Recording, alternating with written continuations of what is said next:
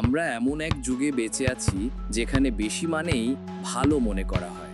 বেশি পোশাক, বেশি গ্যাজেট, বেশি চাওয়া। কিন্তু এই বেশির দৌড়ে আমরা কি সত্যিই সুখী? মিনিমালিজম এক দর্শন, এক জীবনধারা যা বলে কম দিয়ে বাঁচো কিন্তু গভীরভাবে বাঁচো। এটা কোনো দারিদ্র নয়, বরং সচেতনভাবে বেছে নেওয়া এক সহজ জীবন যেখানে প্রয়োজনের চেয়ে অপ্রয়োজনীয় জিনিস বাদ দেওয়া হয়। মিনিমালিজম নতুন কিছু নয়, প্রাচীন জাপানের জেন বুদ্ধিজম থেকেই এর সূত্রপাত, যেখানে বলা হয়েছিল জীবনের সৌন্দর্য লুকিয়ে আছে সরলতায়। পরে বিংশ শতকে এই ভাবনা ছড়িয়ে পড়ে শিল্প ও স্থাপত্যে।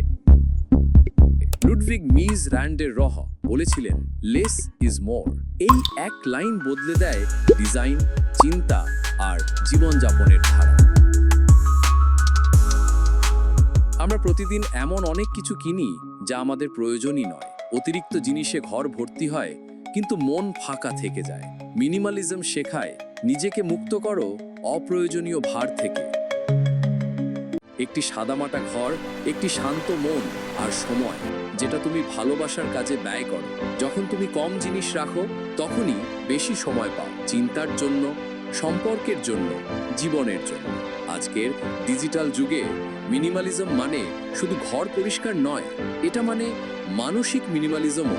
অপ্রয়োজনীয় চিন্তা, তুলনা, সোশ্যাল মিডিয়া আসক্তি সবকিছুর ভার কমানো। এটা একরকম মানসিক ডিটক্স, একটা সহজ, শান্ত, সচেতন জীবনযাত্রা।